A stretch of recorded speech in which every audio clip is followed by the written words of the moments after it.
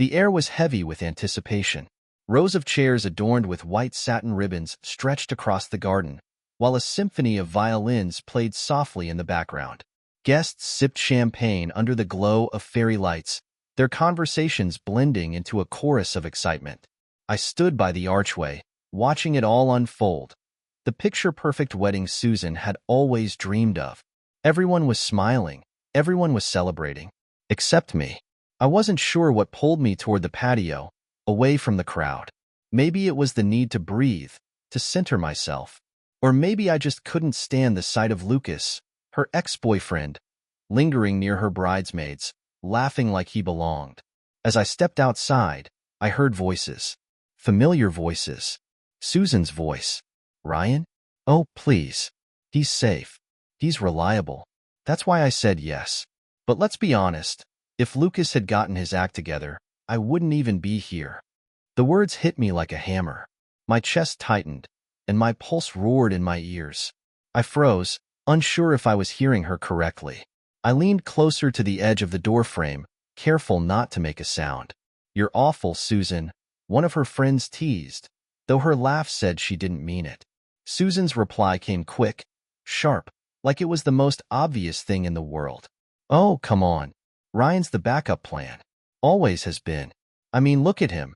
He's sweet, sure. But exciting? No. Lucas was the one I wanted. I felt my stomach drop. My hands tightened into fists, nails biting into my palms as I fought to stay still, to process what I had just heard. The same Susan who had sworn I was the love of her life. The same Susan who had convinced me this wedding was the beginning of our forever. You're really going through with this, though? Another voice asked. Susan laughed again, the sound hollow and cutting. Of course. He doesn't know. Why would he? And it's not like I can't make it work. He'll be good for stability, for a future. I'll just have my fun elsewhere. I couldn't listen anymore. My legs carried me back toward the house on instinct, but my mind was a storm. Every laugh we'd shared, every promise she'd made, it all felt like a cruel joke. My vision blurred as the weight of her words bore down on me. My breaths came faster, shallower, and I realized my heart wasn't just broken. It was shattered. Each word she had said echoed in my mind like a cruel refrain, twisting the knife deeper with every repetition. Backup plan. Stability. Not enough. I leaned against the cold, stone railing, gripping it as if it could somehow ground me. My vision blurred, but not from the glow of the garden lights or the champagne I'd barely touched. It was the sting of betrayal, the kind you never expect from someone you thought you knew. I stood there, motionless, for what felt like hours but could have been mere seconds. My thoughts raced, pulling me back to the beginning of our story, as if searching for answers I should have seen long before tonight. How did we get here? When I first met Susan, I was 28 and fresh out of a long-term relationship that had left me questioning my worth. She had walked into my life like a whirlwind, her smile lighting up the room as though she was meant to be the answer to everything I thought I'd lost. She was bold, confident, and utterly captivating, everything I wasn't. She made me believe that my quiet, steady nature was exactly what she wanted. "You're my calm in the chaos," she'd said once, brushing her hand against my cheek. I had held on to those words like they were sacred. I could still remember our first date. It was a chilly autumn evening, the kind where the leaves crunched beneath your feet with every step. She dragged me to this art exhibit downtown, laughing at my awkward attempts to comment on the abstract pieces. I didn't care that I was out of my element. All that mattered was how her laughter had made me feel, alive in a way I hadn't felt in years. "You're adorable when you try so hard," she teased, and I had smiled, thinking it was a compliment. Looking back now, it felt more like a warning. Our relationship had progressed quickly. Too quickly, maybe. Within months, we were inseparable. Or so I thought. Susan had a way of making me feel like I was the center of her world when we were together. But there were moments, small, fleeting ones, that gnawed at the edges of my happiness. Like how she'd always keep her phone face down on the table, or how she'd casually mention Lucas in conversations, followed by an exaggerated, "but that's ancient history." I dismissed these moments, convincing myself that I was just being insecure. There was one evening, about a year into our relationship, that stood out more than any other. It was her birthday, and I had spent weeks planning a surprise dinner at her favorite rooftop restaurant. I'd even managed to get the chef to recreate a dish she'd loved during her trip to Paris, a story she'd told me countless times. As we sat under the stars, her smile was radiant, but her eyes seemed distant. I remember asking if everything was okay. She had laughed, brushing off my concern with a wave of her hand. "You worry too much, Ryan. I'm fine." Fine. She was always fine. And I had always been too afraid to push further, too afraid to hear an answer I didn't want. After all, she said she loved me. She'd said yes when I proposed. Wasn't that enough? But now, standing there on the patio, the truth stared back at me, cold and unforgiving. Every moment we'd shared felt tainted, every memory redefined. Had I been so blind? Or had she been that good at hiding her true intentions? My mind replayed every red flag I had ignored, every instinct I had silenced in the name of love. I thought of the time my sister, Claire, had pulled me aside after meeting Susan for the first time. "She's different," Claire had said, her tone careful but edged with concern. "Are you sure she's what you want?" I had brushed her off, defensive and dismissive. Claire had always been protective of me, but I thought she just didn't understand Susan the way I did. Now, her words felt like a prophecy I had been too stubborn to heed. And then there was Lucas, the ex-boyfriend who always seemed to linger in the background like an unwelcome shadow. Susan had assured me countless times that he was just a friend. But the way she laughed at his jokes or leaned in a little too close when he was around had always set my teeth on edge. I had told myself I was being paranoid, insecure. But now? Now it all made sense. The patio door creaked open behind me, snapping me back to the present. One of Susan's friends stepped out, her laughter still ringing from their conversation. She didn't notice me at first, too busy texting on her phone. When she finally looked up, her eyes widened, and she froze for a moment before offering a nervous smile. "Oh hey, Ryan. Didn't see you there." I nodded stiffly, forcing a tight smile. "Yeah, just needed some air." My voice sounded foreign to me, calm, controlled. The opposite of how I felt inside. She lingered for a moment, as if deciding whether to say more, but eventually walked back inside, leaving me alone once again. The voices from the party grew louder as the patio door swung shut. They sounded different now, hollow, distant, like static in the background. My hands trembled as I gripped the railing tighter, the cool metal grounding me in a reality I didn't want to face. I took a deep breath, trying to steady myself. I knew I couldn't stay out here forever, couldn't avoid what had to come next. But as much as I wanted answers, as much as I wanted to confront Susan and demand the truth, a part of me wasn't ready. Not yet. Before we continue, we noticed that over 80% of our viewers haven't subscribed yet. If you're enjoying this story and want to support us, please take a moment to subscribe to the channel and turn on notifications. Don't forget to share your thoughts in the comments. We'd love to hear from you. I wasn't ready to face her, not with my thoughts so jumbled and raw. I needed time to think, to process, to figure out my next move. Instead of returning to the party, I found myself wandering away from the noise, my feet carrying me down a narrow gravel path toward the quietest part of the garden. The sounds of laughter and clinking glasses faded, replaced by the rustling of leaves in the evening breeze.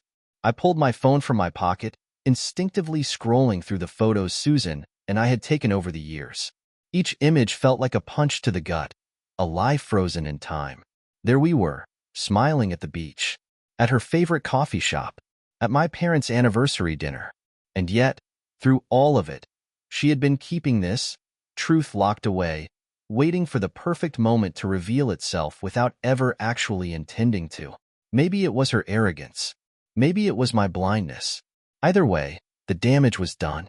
I opened her contact in my phone, my thumb hovering over the call button. I wanted to hear her voice. I wanted her to deny it, to tell me I had misunderstood. But deep down, I knew better. My mind replayed her words from earlier, each syllable cutting deeper than the last. "He's safe. He's reliable." The worst part? She said it so casually, so confidently, as if my feelings, or my life, were merely afterthoughts. I shoved the phone back into my pocket and kept walking, my breath fogging in the crisp night air.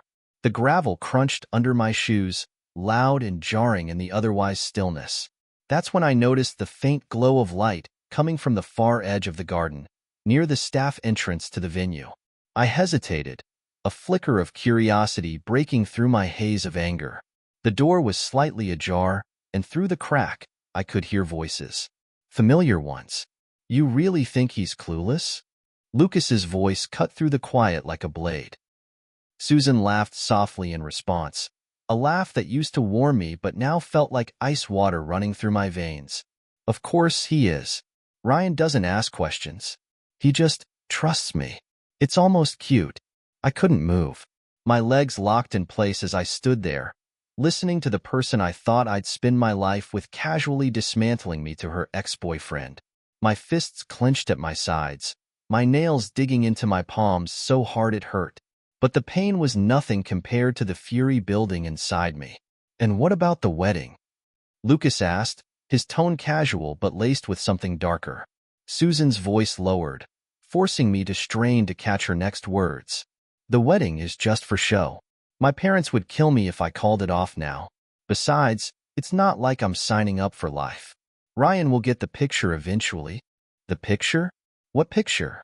That I was nothing more than a convenient placeholder in her grand design. I wanted to burst through the door, to confront them both right then and there. But something held me back, a voice in the back of my mind, telling me to wait, to listen. My heart pounded in my chest, each beat a painful reminder of the betrayal I was hearing unfold before me. Lucas chuckled, his voice dripping with smugness. Well, if you ever get bored of playing house, you know where to find me. Susan's response was almost a whisper, but it cut through me like a knife. Don't worry. I haven't forgotten. I stumbled back, my body trembling with rage and disbelief. The gravel crunched beneath my feet, and for a terrifying moment, I thought they had heard me. I pressed myself against the cold stone wall, holding my breath as the door creaked open slightly. Lucas stepped out first, his phone pressed to his ear, followed by Susan. She glanced around briefly, her eyes scanning the darkness, before turning back toward the door. Neither of them noticed me. I waited until they were both gone, my mind racing with 1,000 thoughts. The betrayal was no longer just a suspicion. It was a fact, undeniable and brutal. Susan wasn't just careless with her words. She was intentional. She knew exactly what she was doing, and she didn't care who got hurt in the process. As I walked back toward the main house, my mind buzzed with possibilities. I couldn't let this go. Not this time. For too long, I had been the quiet one, the understanding one, the man who forgave too easily. But now, I was done playing the fool. The party was still in full swing when I re-entered, the noise and lights hitting me like a wall. Guests danced and laughed, completely oblivious to the storm brewing beneath the surface. I spotted Susan near the bar, her face lit up with a dazzling smile as she entertained a group of friends. The sight of her made my stomach churn, but I forced myself to stay calm. I couldn't let her see me unravel. I needed a plan, something calculated, something final. As I stood there, watching her, an idea began to take shape. It wasn't enough to confront her privately, to have her deny everything and spin the narrative in her favor. No. She needed to face the consequences of her actions in the most public way possible. The wedding would be my stage, and the truth would be my weapon. But I couldn't do it alone. I needed proof, something irrefutable. My hands moved on their own as I pulled out my phone and began scrolling through our shared photos, messages, anything that could back me up. My fingers hovered over the group chat icon on her phone, the one I had discovered earlier. There it was, her private conversations, her confessions, the damning evidence I needed. As I copied the messages to my own device, my resolve hardened. This wasn't just about me anymore. It was about everyone she had deceived, everyone she had manipulated. She wanted a performance? I would give her one she would never forget. The weight of the decision settled on my chest, but it didn't weaken me. It sharpened my focus. This wasn't just about Susan and her lies. This was about reclaiming my dignity, about refusing to be the fool she so casually dismissed as her backup plan. For too long, I'd let her set the rules, control the narrative. But this time, I'd be the one in control. The next day, the preparations for the wedding were in full swing. The venue was bustling with activity. Florists arranging the final touches, caterers hurrying between the kitchen and the dining hall, and Susan's family chatting excitedly about the big day. I watched it all unfold with a strange sense of detachment, like I was observing someone else's life. But I wasn't detached. Not really. Beneath the surface, I was a storm waiting to break. Susan was radiant, of course. She floated through the day with an air of effortless confidence, her laughter ringing out as she gave instructions and posed for photos. She looked happy, blissful, even, but I knew the truth, and that knowledge gave me strength. Every smile she flashed, every affectionate glance she threw my way, only fueled my resolve. By the time the ceremony began, the air was thick with anticipation. Guests filled the pews, their chatter fading to a respectful silence as the music began to play. I stood at the altar, my hands clasped in front of me, my face a mask of calm composure. Inside, my heart pounded, but not from nerves, from determination. The doors at the end of the aisle swung open, and there she was. Susan. Her dress was immaculate, her hair swept into an elegant updo, her expression radiant. For a moment, I almost faltered. Almost. But then her words came rushing back to me. He's safe. He's reliable. My jaw tightened, and I straightened my shoulders. This wasn't the time for doubt. Susan reached the altar, her hand slipping into mine with practiced ease. She looked up at me with those big, beautiful eyes, and for a split second, I wondered if she had any idea what was coming. But her smile was steady, her gaze unwavering. She had no clue. Dearly beloved, the officiant began, his voice warm and steady. The words blurred together as I rehearsed my plan in my head, every detail meticulously arranged. I waited until the moment he asked, "If anyone here has just cause why these two should not be wed, speak now or forever hold your peace." I took a deep breath, my heart hammering in my chest, and stepped forward. "I do," I said, my voice clear and strong. The room fell into stunned silence. Susan's grip on my hand tightened, her smile faltering as she turned to look at me. "Ryan," she whispered, her voice low and urgent, "what are you doing?" I ignored her, my gaze sweeping across the sea of shocked faces. "I can't go through with this," I said, addressing the crowd. "Not after what I've learned." Susan's face paled, her composure slipping as whispers rippled through the room. "Ryan, stop," she hissed, her voice trembling now. But I wasn't stopping. Not this time. For months, I've ignored the signs. I continued, my voice gaining strength. I've trusted Susan with my heart, my future, only to find out that trust was misplaced. I pulled my phone from my pocket, holding it up for everyone to see. These are the messages Susan has been sending to her friends. Messages where she called me her backup plan, where she laughed about using me for stability while she kept her options open. Gasps echoed through the room. Susan's parents looked horrified, her mother covering her mouth with one hand as tears welled in her eyes. Her father stood frozen, his face a mask of disbelief. Susan, on the other hand, was panicked now, her hands reaching out to grab mine. "Ryan, please," she begged, her voice cracking. "We can talk about this later. Not here. Not now." "Why not now?" I shot back, my tone sharp. "You had no problem sharing your real feelings with your friends. Why should I hide the truth?" Her eyes darted around the room, searching for an escape, but there was none. The guests were riveted, their attention locked on the drama unfolding before them. I turned back to the crowd, my voice steady but filled with emotion. "This wedding isn't happening. I deserve better than someone who sees me as a safety net. I deserve someone who actually loves me." Susan tried to interrupt, her voice rising in desperation, but I held up a hand to silence her. "You made your choice, Susan, and now I'm making mine." I reached into my pocket and pulled out the engagement ring, holding it up for one last moment before placing it on the altar. "You can keep the ring. Consider it a parting gift. The room erupted in chaos. Guests whispered and murmured, some standing to leave, others simply frozen in shock. Susan stood there, tears streaming down her face, her carefully constructed world crumbling around her. Lucas, who had been sitting near the back, looked like he wanted to melt into the floor. Good. Let him squirm. I turned and walked down the aisle, my steps slow and deliberate.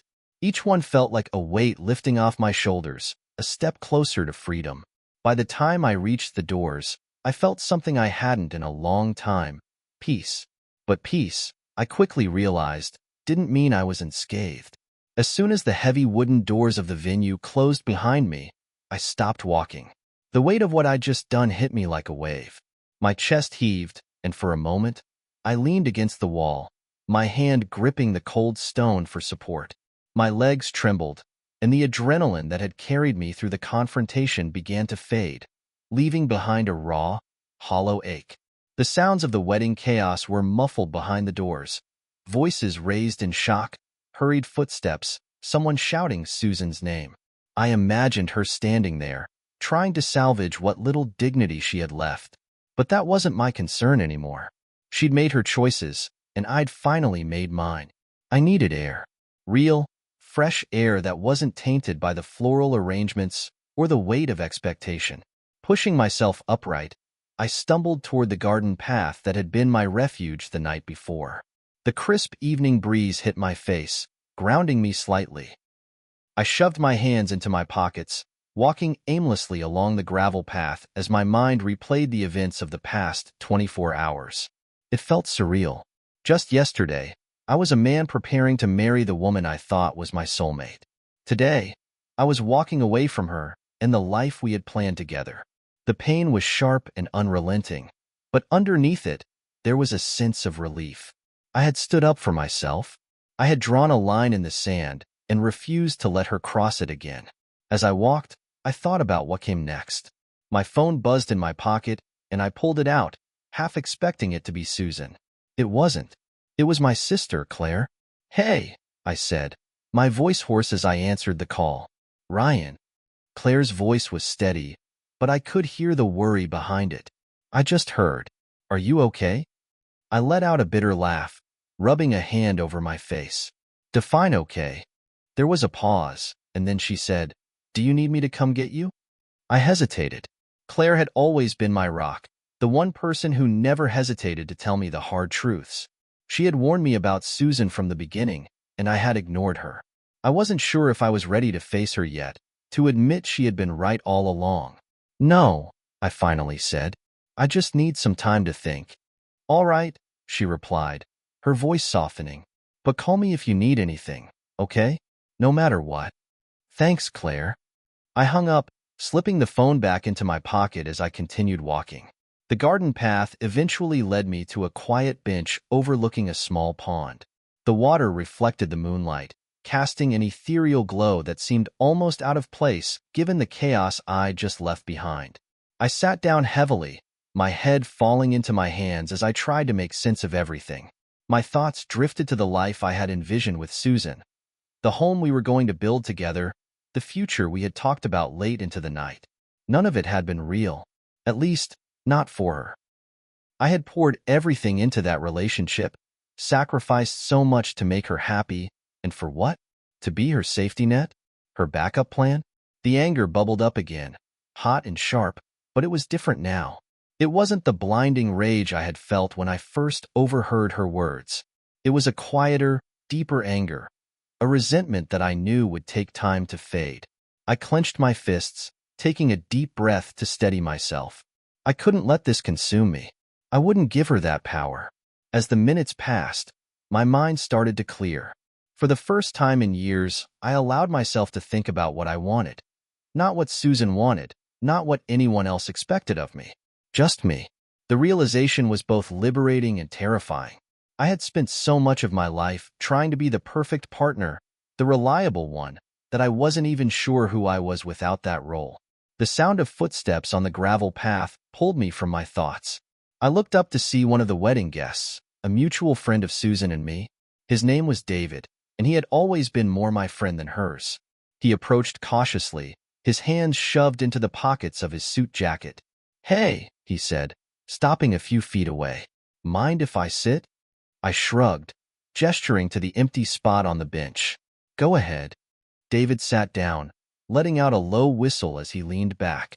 "Well, that was something," I snorted, shaking my head. "Yeah, something." He glanced at me, his expression serious. "For what it's worth, I think you did the right thing. A lot of us had our suspicions about Susan, but, I don't know, we didn't want to interfere." "Suspicions?" I asked, my brow furrowing. "She wasn't exactly subtle," he admitted. "The way she acted around Lucas, the way she talked about you sometimes, it didn't sit right. But you seemed happy, and I guess we all figured it wasn't our place to say anything." His words stung, but they also brought a strange sense of validation. I wasn't crazy. I hadn't imagined the red flags. Other people had seen them too, they just hadn't said anything. I let out a long sigh, leaning back against the bench as I stared at the pond. "What now?" David asked after a moment. "I don't know," I admitted, "but I'll figure it out." And I meant it. For the first time in a long time, I wasn't looking to Susan for answers. I wasn't looking to anyone but myself. For once, that thought didn't scare me. It gave me a strange sense of relief. I had spent so much of my life trying to meet expectations, trying to be the dependable one, that I had forgotten what it felt like to live on my own terms. The next morning, the sunlight streamed through the windows of my small apartment, chasing away the shadows of the previous night. I sat on the edge of my bed, staring at the packed suitcase I had thrown together in a haze of anger and adrenaline before leaving the venue. It was the same suitcase I had planned to take on our honeymoon. The thought made me laugh bitterly. "Well, that's not happening," I muttered to myself, running a hand through my hair. I couldn't let the bitterness linger. There was no point in holding on to it. It wouldn't change anything. The wedding was over. Susan was over. And now, I had the rest of my life ahead of me. I decided to take a walk. The streets were quiet that early in the morning, the city still waking up. The familiar hum of life, the distant sound of car engines, the chatter of a couple walking their dog, felt grounding. Normal. I needed normal right now. As I wandered, my mind began to clear. I thought about the people who had supported me, who had tried to warn me. Claire's voice echoed in my mind, her words from so many months ago sharp and clear. "Are you sure she's what you want?" I hadn't listened then, but I was listening now. Claire had always had my back, even when I didn't want to hear the truth. I pulled out my phone and dialed her number. "Ryan," she answered almost immediately, her voice tinged with worry. "Hey," I said, my voice softer now. "I just wanted to say thank you. For always looking out for me. For being there." She paused for a moment, and then her tone shifted to something lighter, almost teasing. "Well, it's about time you realized that. You know you owe me dinner, right?" "Dinner and drinks," I promised, a small smile tugging at the corners of my lips. "I'll make it up to you." After the call, I felt a little lighter. It was a reminder that I wasn't alone, even when things felt like they were falling apart. I had people in my corner, people who cared about me for who I was, not for what I could provide or how safe I seemed. Over the next few days, I started to rebuild, piece by piece. I returned the wedding gifts, each box a reminder of what could have been, but also a step toward moving forward. I canceled the honeymoon and used the refund to pay off some lingering debts Susan and I had planned to share. It was freeing in a way, cutting ties, closing chapters. One afternoon, I decided to clear out my phone. As I scrolled through old photos and messages, deleting the ones that no longer held meaning, I stumbled upon a folder of pictures I hadn't seen in years. They were from a hiking trip I had taken before I met Susan, a solo adventure upstate that I had almost forgotten about. The photos showed a version of me I barely recognized, smiling, carefree, standing on the edge of a cliff with the sun setting behind me. That version of me felt so far away, but I wanted to find him again. Inspired by those memories, I decided to take a trip. Nothing extravagant, just a weekend getaway to clear my head. I packed light, grabbed a map, and set out for the mountains. The drive was long but peaceful, the winding roads and towering trees offering a kind of solace I hadn't felt in a long time. When I reached the trailhead, the air was crisp and fresh, filled with the scent of pine and earth. I started walking, my footsteps crunching against the dirt path. With each step, the weight on my shoulders seemed to lift, the chaos of the past week fading into the background. By the time I reached the summit, the sun was dipping low on the horizon, painting the sky in hues of gold and orange. I stood there, taking it all in, and for the first time in what felt like forever, I felt whole. It wasn't just the view or the quiet that brought me peace. It was the realization that I had made it through. I had faced the betrayal, the heartbreak, and the doubts, and I had come out stronger. I wasn't the same person I had been before Susan, but that was okay. I didn't want to be. As I stood there, my phone buzzed in my pocket. I pulled it out to see a message from Claire. "Proud of you. Let me know when you're back, and we'll celebrate properly." I smiled, tucking the phone away. Celebration. That sounded nice. On the way back down the trail, I crossed paths with another hiker. She was about my age, with a friendly smile and a camera slung over her shoulder. We exchanged polite nods, but something made me pause. "Beautiful spot, isn't it?" she said, gesturing toward the trail behind me. "Yeah," I replied, my voice steady. "It really is." She smiled again, adjusting the strap of her backpack. "Enjoy the rest of your hike." "You too." As she walked away, I found myself smiling, not because I was looking for something or someone new, but because I felt open to whatever came next. The possibilities were endless, and for the first time in a long time, I wasn't afraid of them. I took one last look at the view before heading back down the trail, the sun setting behind me. The past was exactly where it needed to be, behind me. The future? That was mine to shape, and I was ready.